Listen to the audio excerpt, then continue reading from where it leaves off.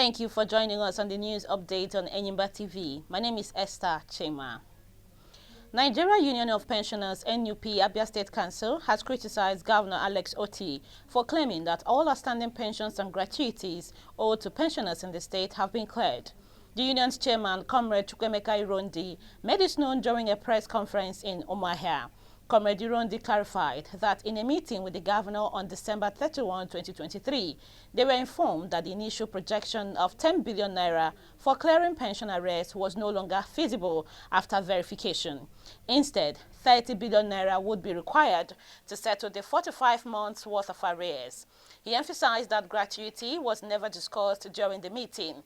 Irondi further stated that the memorandum of agreement between the government and the NUP was a unilateral decision made by the governor based on the advice of his aides. The Director General of Abia State Signage and Advertisement Agency, APSA, Victoria Onwubiko, says churches in the state are only required to pay regular fees for outdoor advertising related to their signposts. This clarification comes amidst concerns about the fees imposed on religious institutions for advertisements. According to Onwubiko, the charges apply specifically to signposts which fall under the standard advertising regulations in the state. She emphasized that the agency's focus is on ensuring compliance with the rules governing outdoor advertisements, which include maintaining safety standards and statistics across the state. Churches, like other organizations, are expected to follow the guidelines set for public signage. President Bola Tinubu says his administration will not repeat the past mistakes of former governments which neglected livestock farming. He made the commitment when he declared open a two-day consultative workshop on livestock reforms at the State Conference Center, Abuja. He also said his government will avoid dependence on dairy imports. The president pledged a robust framework to stimulate prosperity in the sector, saying his government would revamp and reposition the sector to create employment and attract foreign direct investment. President Bola Tinubu has restricted ministers of state and heads of agencies of the federal government to a maximum of 3 vehicles in their official convoys. No additional vehicles will be assigned to them for movement. The cost-cutting measure was announced today in a statement signed by the president. President Tinubu also ordered all ministers of state, and heads of agencies to have at most 5 security personnel attached to them. The security team will comprise 4 police officers and 1 Department of State Services officer. President Tinubu also instructed the National Security Advisor to engage with the military, paramilitary, and the security agencies to determine a suitable reduction in their vehicle and security personnel deployment. Against the backdrop of the cabinet reshuffling carried out by President Bola Ahmed Tinubu to weed out ministers caught in the web of poor performance, the main opposition political party in Nigeria, the Labour Party, has advised President Tinubu to honorably toe the path of honor and relieve himself of the duty of the Minister of Petroleum. The National Publicity Secretary of the LP, Mr. Okonjo-Iweala, stated this in an exclusive telephone chat with Enyimba TV. Okonjo-Iweala, while reminding the president of his promises of sacking ministers with poor performances, challenged that of the office of the Minister of Petroleum having performed poorly, with failed promises of revamping the refineries, reducing pump prices, and a failed subsidy regime. Vice President Kashim Shettima will no longer represent Nigeria at the 2024 Commonwealth Heads of Government Summit in Samoa as planned. The trip was cancelled after a foreign object hit his plane during a stopover at JFK Airport in New York. The foreign object damaged the cockpit windscreen of the plane. The delegation, which will now represent Nigeria at the 2024 Commonwealth Heads of Government meeting in Samoa, is being led by the Minister of Environment, Balarabe Lawal. A bill seeking to make Sharia law not just a personal matter in the Constitution has been rejected in the House of Representatives. The bill seeks to amend sections 24, 262 and 277 of the Constitution by removing personal in the application of Sharia law. The sponsor of the bill, Aliyu Musau, said commercial entities find it difficult to operate, noting that the Constitution did not envisage entities like JAIS and tag banks. Several northern lawmakers supported the bill, stating that the proposal is harmless. However, many lawmakers interpreted the move as an attempt to broaden the scope of Sharia law, which is often limited to marriage, inheritance, and other personal use issues.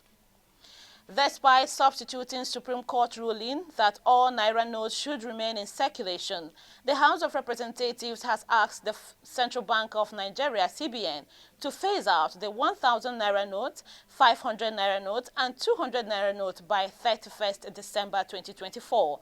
The House asked the CBN to issue more new 200 Naira, 500 Naira, and 1,000 Naira notes and begin the gradual withdrawal of the old notes from circulation before the deadline of 31st December. This resolution followed the motion of urgent public importance moved by Afam Ogene from Anambra State.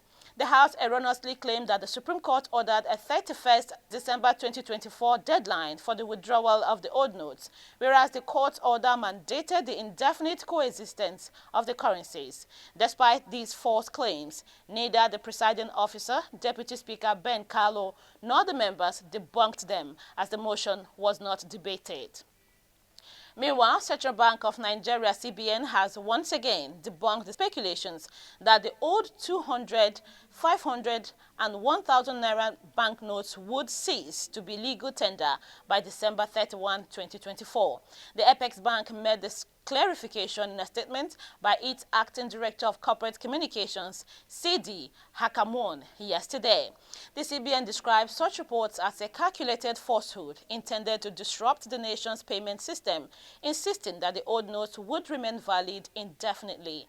The Apex Bank reaffirmed its commitment to ensuring that all Nigerian banknotes, including both the old and redesigned series, remain in circulation. Director General of the World Trade Organization, Dr. Okonjo-Iweala, is debunking claims of her involvement in facilitating $57.5 billion loan for the Biafra Republic government in exile. A controversial Biafran agitator, Simon Ekpa, in a now-deleted post on X, had claimed the World Bank and the International Monetary Fund, IMF, have agreed to loan $57.5 billion to Biafra Republic government in exile. According to Ekpa, the funds were meant to support the formation of a new government following a proposed declaration of Biafra independence on December 2, 2024. But Okonjo-Iweala strongly rejected the allegation, describing the statement as outrageous and false. The former finance minister also called on individuals misusing her name to cease such actions immediately. Troops of Operation Udoka in the southeast have arrested suspected terrorists belonging to Indigenous Peoples of Biafra (IPOB) and its Eastern Security Network (ESN), including one of their leaders popularly known as Founding Father. The arrests were made in Osu, Imo State, Amaruku and Arochukwu in Abia State, according to the Director of Defense Media Operations, Major General Edward Buba.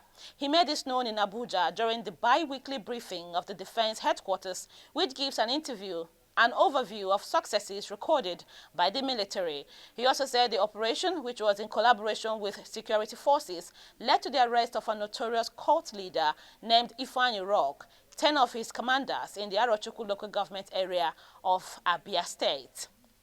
The police are on the hunt for the killers of no fewer than 9 persons who invaded Ifite, Awka, near the school gate of Nnamdi Azikiwe University, UNIZIK, Awka, Anambra State. Enyimba TV could not ascertain the reason for the incident, but it was gathered that about 6 bodies were counted in the morning. The number of dead persons increased to about 9 as stray bullets also hit some people in their various corners. Some eyewitnesses in the area said the gun-wielding hoodlums, suspected to be cult members, stormed the area in an exotic car at about 9:15 a.m. and started shooting into the air in a bid to dispossess another person of his car. However, other witnesses said the suspected cultists invaded the area and opened fire on some members of a rival cult group who were said to be hanging around the vicinity of the school gate. You're still watching Enyimba TV News. After the short break, the news continues in addition to business and sports updates. Please stay tuned. We'll be right back.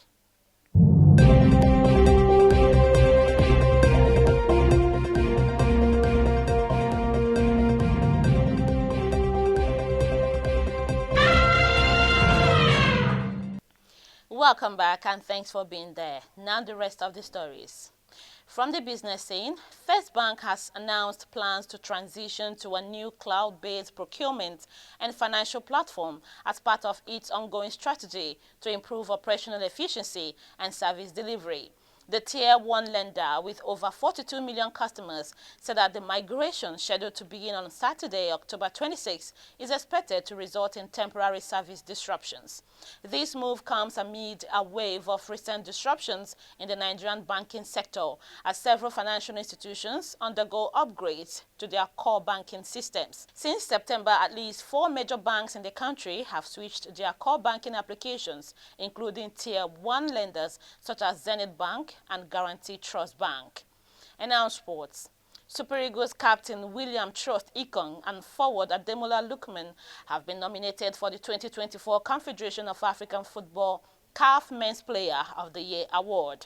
They will slug it out with Achraf Hakimi of Morocco, Simon Adingra of Côte d'Ivoire, and Sihor Grassi of Guinea for the most coveted individual prize for male footballers on the continent. Lookman's nomination followed his performance at the 2023 African Cup of Nations, where he scored 3 goals as Nigeria reached the final of the tournament, and his record-breaking display in the final of the 2024 UEFA Europa League.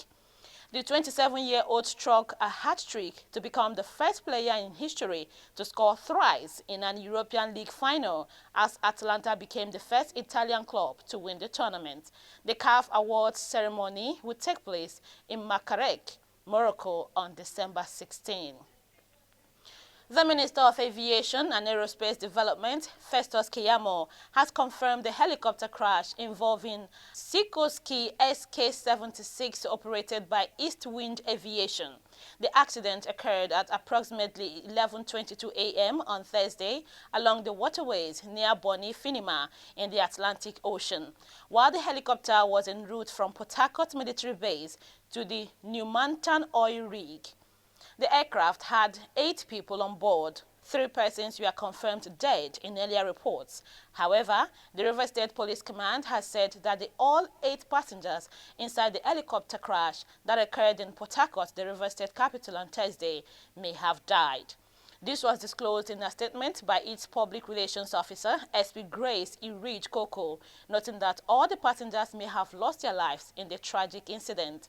The update comes after President Bola Tinubu ordered an intensified search and directed the military to join search for the passengers involved in the crash. The authorities said that the aircraft ditched into the waters near Bonny Finima in the Atlantic Ocean, adding that rescue efforts have been activated.